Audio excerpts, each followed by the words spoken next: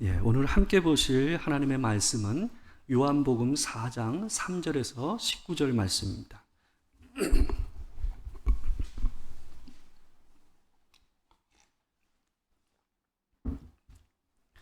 요한복음 4장 3절에서 19절 말씀입니다. 여러분하고 저하고 함께 교독하도록 하겠습니다. 유대를 떠나사 다시 갈릴리로 가실새 사마리아를 통과하여야 하겠는지라. 사마리아에 있는 수가라 하는 동네에 이르시니 야곱이 그 아들 요셉에게 준 땅이 가깝고 거기 또 야곱의 우물이 있더라.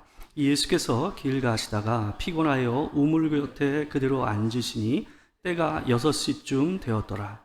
사마리아 여자 한 사람이 물을 기르러 왔음에 예수께서 물을 좀 달라 하시니 이는 제자들이 먹을 것을 사러 그 동네에 들어갔음이로라. 사마리아 여자가 이르되 당신은 유대인으로서 어찌하여 사마리아 여자인 나에게 물을 달라 하나이까 하니 이는 유대인이 사마리아인과 상종하지 아니함이로라. 예수께서 대답하여 이르시되 내가 만일 하나님의 선물과 또 내게 물 좀 달라 하는 이가 누구인 줄 알았더라면 내가 그에게 구하였을 것이요 그가 생수를 내게 주었으리라. 여자가 이르되 주여 물 기를 그릇도 없고 이 우물은 깊은데 어디서 당신이 그 생수를 얻겠사옵나이까.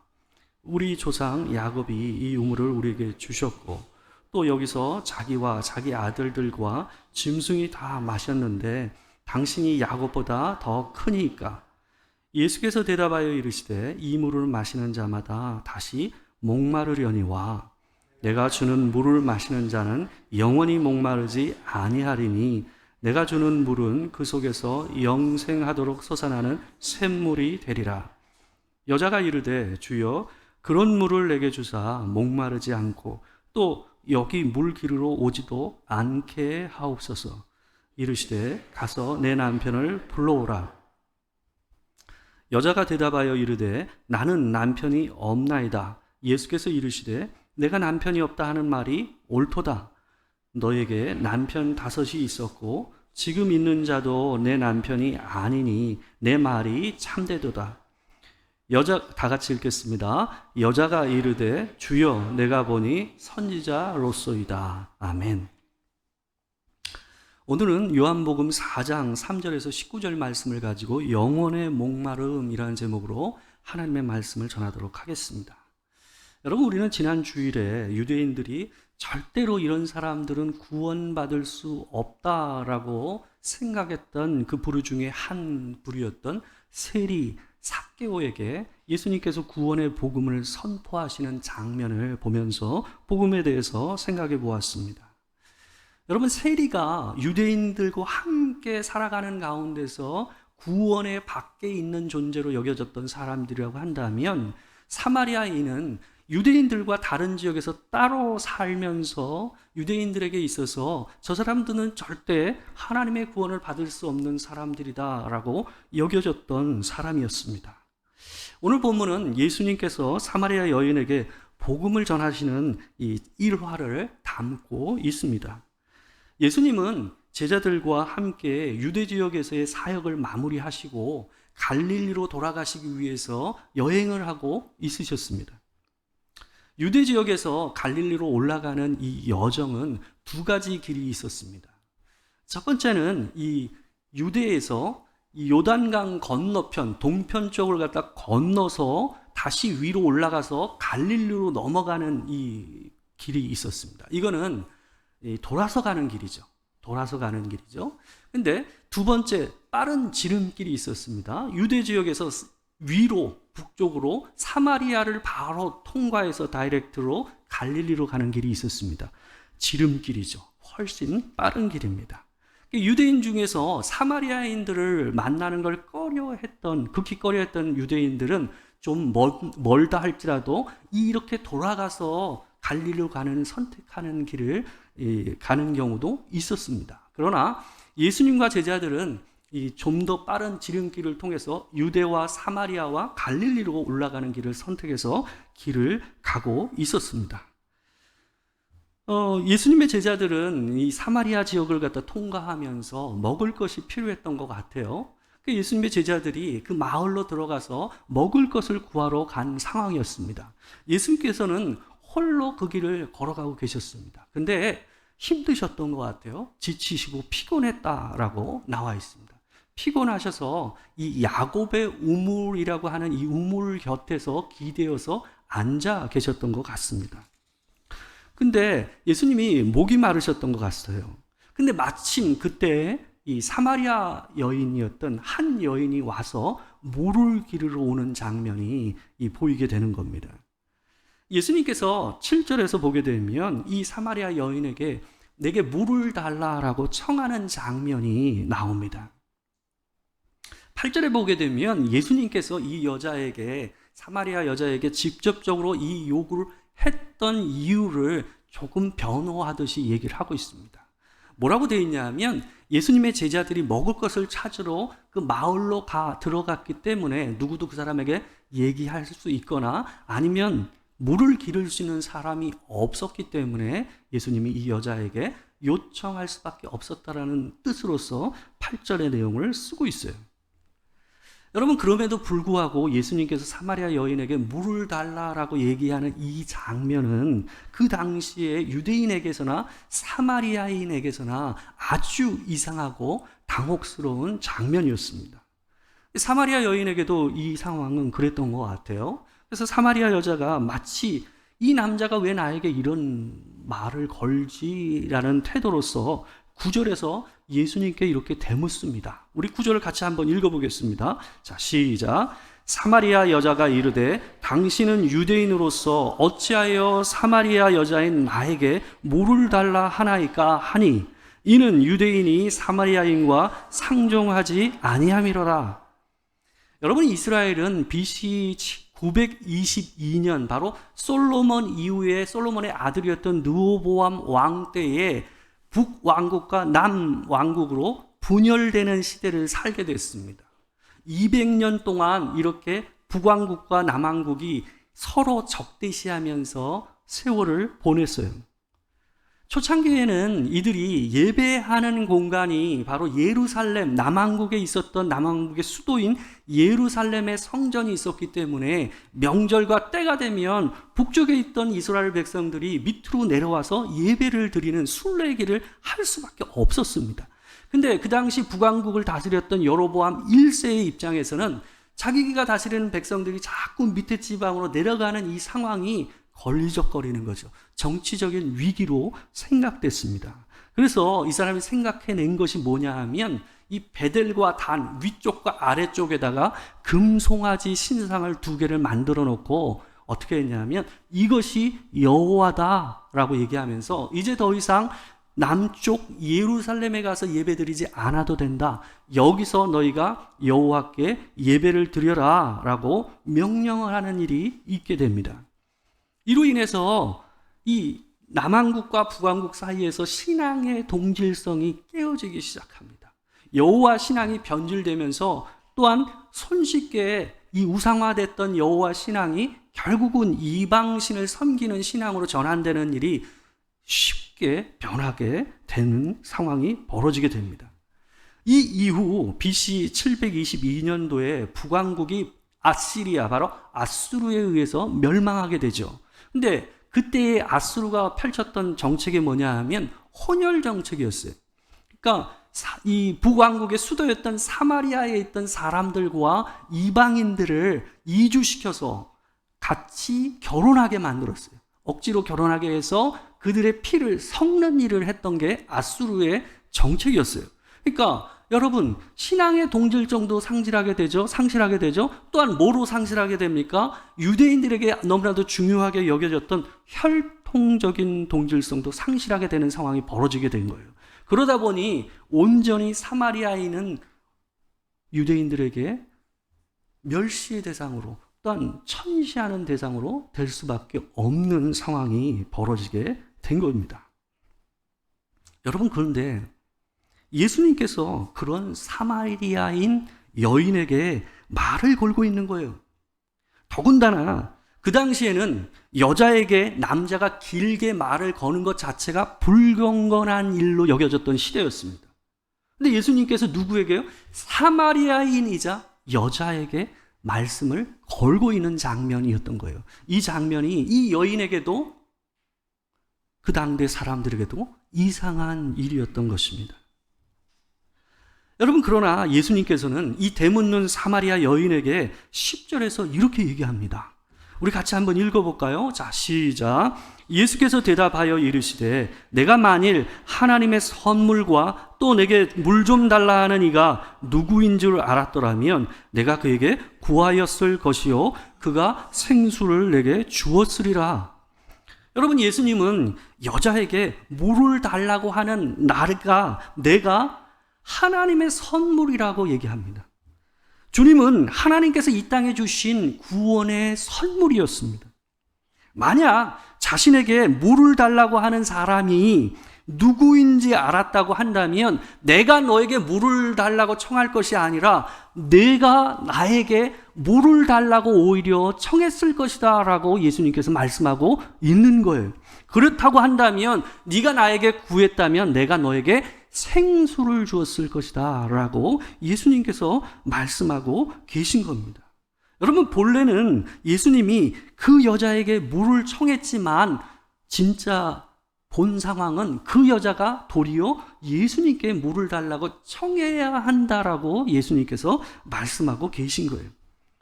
이 말은 여자 입장에서는 너무 좀 얼토당토않는 말이었습니다. 그래서 이 여자가 예수님을 향해서 이렇게 얘기합니다. 11절과 12절 말씀입니다. 같이 읽겠습니다. 자, 시작. 여자가 이르되 주여 물기를 그릇도 없고 이 우물은 깊은데 어디서 당신이 그 생수를 얻게 싸움나이까? 우리 조상 야곱이 이 우물을 우리에게 주셨고 또 여기서 자기와 자기 아들들과 짐승이 다 마셨는데 당신이 야곱보다 더 크니까.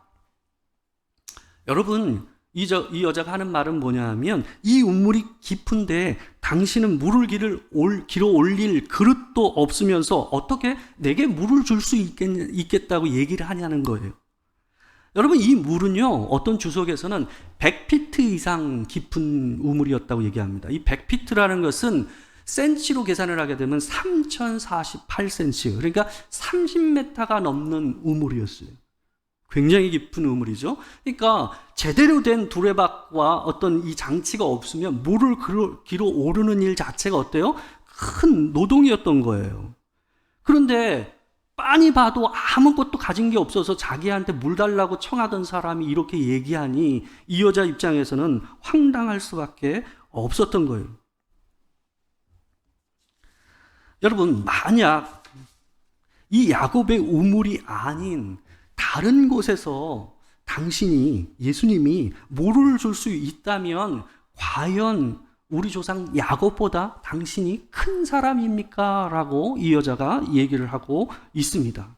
여러분, 그럴 것이 이 우물이 있던 땅이 어떤 땅이냐 하면 세겜이에요. 세겜이 있는데요. 세겜에서 1마일 정도 떨어진 거리에 있었던 우물이 바로 이 야곱의 우물입니다. 근데 여러분, 이 야곱의 이 우물은요, 이 야곱 때로부터 예수님 때까지 그 지역에 있던 사람들이 목숨을 유지하는 데 있어서 결정적인 역할을 했던 생명수와 같은 역할을 했던 것이 바로 야곱의 우물이었어요. 2000년 가까운 세월 동안 그 수많은 사람들이 먹었음에도 불구하고 밑에서부터 샘솟는 샘물과 같이 있어서 그들에게는 큰 힘이 됐던 것이요. 여러분, 단순히 이 물은 이 사마리아 사람들에게 단순한 어떤 우물 이상 어떤 것이었냐면 하나님께서 우리에게 허락하신 축복의 선물이라고 여겼던 것이 바로 이 야곱의 우물이었다는 말이에요. 여러분, 예수님은 야곱의 우물을 하나님이 주신 축복의 선물로 여기고 살았던 사마리아인 이 여인에게 진짜 다른 하늘의 선물, 하나님의 선물인 당신을 선물로 주고 싶었던 겁니다. 여러분, 그래서 예수님은 야곱의 우물이 주는 물과 당신이 그녀에게 줄 수 있는 물이 차원이 다르다라고 얘기하고 계세요. 여러분, 본문 13절과 14절 우리 같이 한번 읽어보겠습니다. 자, 시작. 예수께서 대답하여 이르시되 이 물을 마시는 자마다 다시 목마르지거니와 내가 주는 물을 마시는 자는 영원히 목마르지 아니하리니 내가 주는 물은 그 속에서 영생하도록 솟아나는 샘물이 되리라. 여러분, 이 우물은 2000년이 가까운 세월 동안 어땠다고요? 예수님 당시까지 마르지 않는 샘이었어요. 계속해서 솟구치는 샘물이었어요. 그러나 이 우물을 마시는 자마다 다시 그 물을 마셔야 어땠어요? 그 목마름이 해소되는, 반복되는 목마름을 겪을 수밖에 없는 물이었단 말이에요. 근데 예수님께서는 뭐라 그래요? 내가 주는 물은 그와 같지 않다라는 거예요. 한 번만 마시면 그 목마름이 영원히 해결될 뿐만 아니라 그 사람의 속 안에서 샘물처럼 솟아나는 물이 솟구치는 일이 일어날 것이다 라고 예수님께서 이 여자에게 얘기하고 있습니다. 여러분, 이 여자가 이 얘기를 듣고 흥분합니다. 이 여자에게 이 물을 기르는 일은 너무나도 힘든 일이었거든요. 근데 이 물은 마시기만 하면 목마름이 없어지고 다시 이 자리에 와서 물을 깃는 일을 반복하지 않아도 된다라고 얘기하니까 이 여자가 하는 반응이 뭡니까? 얼른 그 물을 내게 주시라고 얘기하는 거예요. 그래서 그것으로 인해서 목마르지 않고 내가 다시 이 자리에 물을 기르러 오지 않아도 되게 해달라고 얘기하고 있습니다. 여러분, 이 여자는요, 예수님이 우물에 앉으셨던 때에 물을 기르러 왔어요. 근데 여러분 본문 6절을 보게 되면 예수님께서 몇 시에 그 자리에 앉으셨다고 얘기합니까? 6시쯤이라고 되어 있어요. 그죠? 여러분, 오늘날 시간으로 얘기하면 여기에 나오는 6시는 정오예요. 정오. 12시예요. 12시. 여러분, 그 당대 사람들은 이 시간대에 우물물을 기르는 일이 없었어요. 왜냐하면 타는 듯한 햇볕이 내리쬐는 시간이었기 때문에 그 시간에 먼 길을 걸어와서 물동이에 물을 30m 밑에서부터 끌어올려서 받아서 그것을 다시 이고 집으로 가는 이 엄청난 노동을 그 시간대는 절대로 할 수가 없었던 거예요. 여러분, 근데 이 여자가 어떻게 왔습니까? 그 시간에 물을 기르러 왔어요. 왜요? 사람들이 그 시간에 물을 기르지 않는다는 이유가 바로 이 여자가 물을 기르러 그 시간에 온 이유였어요. 왜요? 그 말은 이 여자가 사람들에게 있어서 거부당하는, 천시당하는 여자였다라는 것을 보여주는 겁니다. 이 여자 또한 그 사람들을 피해서 살고 싶었던 여자였다라는 것을 보여주는 거예요. 도덕적으로 부정한 여자였던 거죠. 여러분, 예수님은 이 여자의 인생에서 가장 고통을 주는 일 중에 하나인 물을 얻는 일을 통해서 그 여자에게 정말 필요한 것이 뭐는지, 그 영혼의 목마름이 어디서 기원하고 있는지를 말씀하고 싶으셨던 거예요. 이 여자 입장에서는 내 인생에서 이 일만 없으면 어때요? 살만하겠다 싶은 거예요. 여러분, 매일매일 이 여자는 그 일을 해야만 했어요. 매일매일 정오에 그 뜨거운 햇볕에 자기 혼자 물동이를 이고 와서 30m 밑에서부터 끌어올려서 그거를 우물을 이고 다시 집으로 가는 일을 매일매일 생존을 위해서 그 일을 했던 거예요. 그러니까 이 여자 입장에서 이 일은 죽을 맛이었어요. 이 일만 안 하면 내 인생이 좀 살만하겠다 싶었어요. 여러분, 그러나 예수님은 그게 있어서 내 인생이 힘든 것이 아니라 내 인생에 목마른 것은 바로나 예수가 내게 없기 때문에 내 인생이 목마른 것이다라고 얘기하고 계시는 겁니다. 내 영혼의 목마름이 돈이 없어서도 아니고 건강하지 못해서도 아니고 가족이 속을 썩여서도 아니고 성공하지 못했기 때문에 내 인생이 목마른 것이 아니라 예수께서는 예수가 내 인생에 없기 때문에 내 인생이 목마른 것이다 라고 오늘 이 여인에게 말씀하고 있는 것입니다. 여러분, 그런데 이 여자는 예수님이 주시고자 하는 이 물이 예수님이라는 것을 감지하지 못합니다. 계속해서 자기가 끌어올려서 담아서 가지고 갔던 그 우리가 마시는 물로 자꾸 이 말씀을 이해하는 거예요. 삶의 문제와 필요에만 마음이 뺏겨서 어때요? 계속 먹는 물로만 이해하는 겁니다.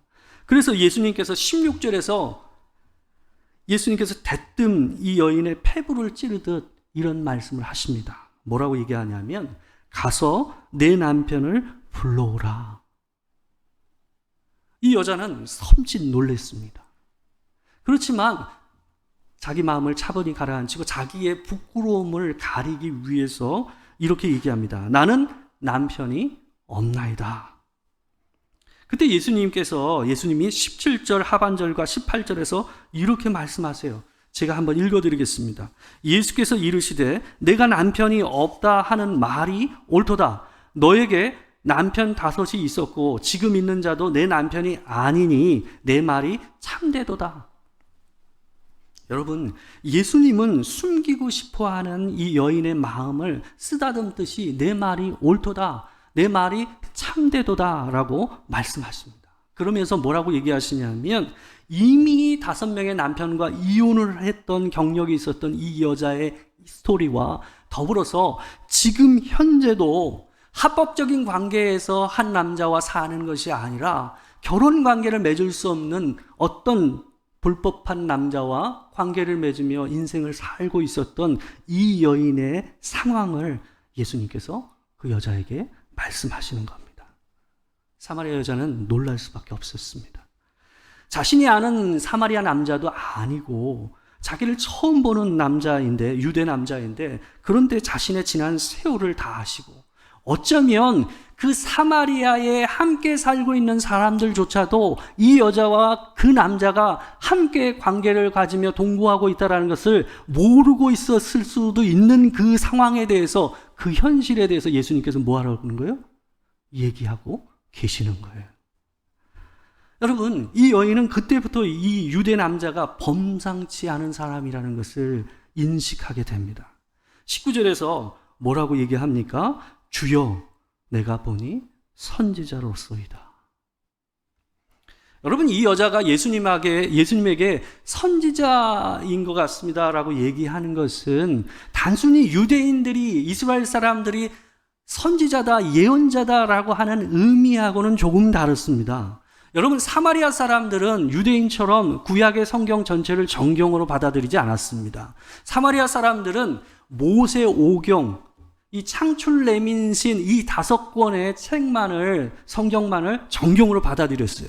근데 여러분, 모세 오경 안에는 예언자의 예언이 있습니까? 없습니까? 없죠. 근데 여러분, 이 사람들은 이 모세 오경 가운데서 하나의 표현을 통해서 메시아를 기다리고 있었어요. 신명기 18장 15절을 갖다 보게 되면 이런 말씀이 있습니다. 우리 같이 한번 읽겠습니다. 내 하나님 여호와께서 너희 가운데 내 형제 중에서 너를 위하여 나와 같은 선지자 하나를 일으키시리니 너희는 그의 말을 들을지니라. 나와 같은 선지자라는 건 누굽니까? 이 말을 얘기하고 있는 모세를 얘기하는 거예요. 모세와 같은 선지자가 이후에 와서 너희를 구원할 것이다, 메시아 그리스도가 되실 것이다 라는 이 예언의 말씀, 요거 하나를 붙잡고 사마리아 사람들은 구원을 기대하며 살았던 거예요. 그래서 이 여자는 26절에서 내게 말하는 내가 그라 라고 말씀하시는 주님의 말씀을 듣고 바로 이분이 메시아이심을 받아들이는 거예요. 여러분, 이 여자가 예수님을 향해서 예언자로서이다, 선지자로서이다 하는 말은 그 당대에 이 사마리아인 사람에게는 메시아에 가까운 개념으로 예수 그리스도를 받아들였다라는 의도로 볼 수 있는 거예요. 여러분, 이 말씀을 통해서 우리가 아주 중요한 진리를 우리가 발견하게 됩니다. 우리는 때로 우리의 삶의 문제의 해결을 기대하며 예수를 믿습니다. 우리의 기도와 신앙도 때로는 이 문제의, 삶의 문제의 해결에 맞춰져 있는 경우들이 많이 있습니다. 여러분, 그러나 사마리아 여인에게 삶의 문제가 그의 눈을 가려서 예수님께서 말씀하시는 복음의 진리를 발견하지 못하게 했던 것처럼, 여러분, 주님은 우리의 삶의 문제를 통해서 어떻게 하십니까? 하나님의 그 복음의 진리를 말씀하십니다. 마치 사마리아 여인의 관심사였던 물을 통해서 복음을 전하신 것처럼 예수님께서는 우리의 삶의 문제를 통해서 당신을 우리에게 말씀하시기를 원하십니다. 여러분, 그러나 주님은 우리에게 그 삶의 문제를 해결해 주시는 것보다 그 영혼의 목마름을 해결해 줄 수 있는 예수님 자신을 그들에게 가르쳐 주시고 주시기를 원하신다라는 거예요. 여러분, 물을 길는 문제에 잡혀 있었던 이 여인이 자신이 만난 사람이 자신을 구원할 메시아이심을 깨닫자 자신이 마음을 채우고 있었던, 물을 채우고 가려고 지고 왔던 이 물동이를 버려두고 딴짓을 합니다. 여러분, 28절과 29절, 메시아인지를 알게 된 이 여자의 행동을 우리가 한번 보도록 하겠습니다. 같이 읽겠습니다. 자, 시작. 여자가 물동이를 버려두고 동네로 들어가서 사람들에게 이르되 내가 행한 모든 일을 내게 말한 사람을 와서 보라. 이는 그리스도가 아니냐 하니. 여러분, 이 여자가 이 우물에 뭐하러 왔습니까? 물을 길어서 지고 가기 위해서 왔잖아요. 근데 이 여자가 담을 물동이를 버려두고 가잖아요.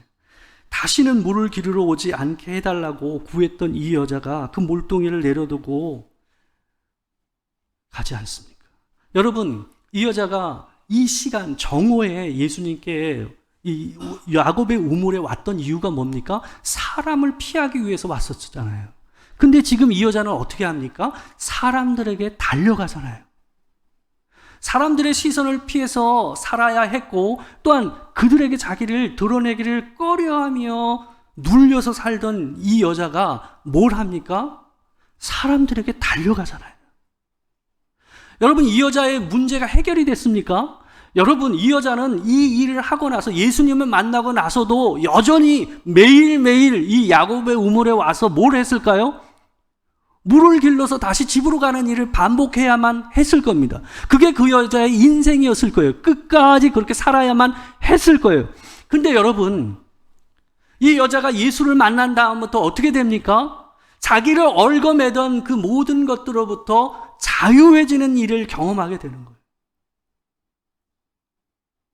모든 사람들의 시선과 부정과 수치심을 벗고 뭐예요? 그 사람들 사이로 가서 복음을 전할 수 있는 사람으로 한순간에 자기의 수치심과 그 부끄러움이 가려지는 경험을 하면서 달려가는 이 여자의 모습을 우리가 보게 되는 겁니다. 여러분, 우리는 자신의 인생의 문제 해결을 엉뚱한 데서 찾을 때가 있습니다. 여러분, 예수님께서 마태복음 6장 25절에서 26절 말씀에서 이렇게 말씀하십니다. 우리 같이 한번 읽어보도록 하겠습니다. 자, 시작. 그러므로 내가 너희에게 이르노니 목숨을 위하여 무엇을 먹을까, 무엇을 마실까, 몸을 위하여 무엇을 입을까 염려하지 말라. 목숨이 음식보다 중하지 아니하며 몸이 의복보다 중하지 아니하냐. 공중의 새를 보라. 심지도 않고 거두지도 않고 창고에 모아 들이지도 아니하되 너희 하늘 아버지께서 기르시나니 너희는 이것들보다 귀하지 아니하냐. 여러분, 우리는 목숨을 위하고 우리의 몸을 위한다고 뭘 위해서 근심합니까? 먹을 것과 마실 것과 입을 것으로 인해서 우리가 근심하고 걱정합니다. 왜요? 그것을 근심해서 해결이 되면 내 목숨이 한자나 커질 줄 알고 내 몸을 가릴 수 있고 더 멋지게 내 몸을 표현할 수 있을 것처럼 생각하기 때문에 그렇습니다. 여러분, 범죄한 아담과 하와가 여러분 자기가 무화과 나무를 입혀서 자기를 가렸잖아요. 근데 자기를 가릴 수 있었습니까? 하나님께서 그들에게 가죽옷을 입혀서 그 몸을 가려주시는 그 일을 통해서 그 영혼이 가려졌지 그들이 스스로 가릴 수 있는 일은 없었어요. 하나님께서 예수 그리스도의 보혈의 피와 은혜를 통해서 우리를 덧입히셔서 우리를 씻기시고 가리시지 않는 이상 우리의 삶의 문제는 해결되지 않습니다. 여러분, 문제를 쫓아서는 문제를 해결할 수 없습니다. 삶의 문제는 우리가 죽는 날까지 계속 반복될 겁니다. 그 문제가 해결되면 다른 문제가 여러분의 인생 안으로 새롭게 들어올 거예요. 여러분, 하나님을 따라야 그 문제가 더 이상 우리를 얽어매지 않습니다. 여러분, 내 몸에 달린 이 물동이를 버려두고 우리를 사랑하시고 우리를 보호하시는 주님을 믿고 사시는 여러분과 제가 되길 주의 이름으로 축원합니다. 하나님께서 여러분을 기르시고 하나님께서 여러분을 귀히 여기신다라는 걸 믿고 하나님께서 주시는 진정한 자유와 은혜를 누리시는 여러분과 제가 되길 주의 이름으로 축원합니다. 기도하겠습니다. 사랑하는 주님, 인생의 질고 가운데 살았던 한 여인이 예수 그리스도를 만남으로써 자기가 가지고 왔던 목적을 잊어버리고 자기가 피하고자 했던 사람들 사이로 달려 들어가는 모습을 보게 됩니다. 주님, 지금 현재 우리의 영혼과 우리의 심령을 얽어매며 억누르고 우리를 힘들게 하는 그 문제들이 하나님 예수 그리스도로 말미암아 자유해지게 하여 주시옵소서. 온전히 우리의 심령 안에 하나님의 은혜를 더하여 주셔서 우리의 더럽고 추하고 연약한 부분들을 하나님, 우리의 그 부끄러움을 하나님의 의의 옷으로 우리를 덮어주사 가려주시기를 소망합니다.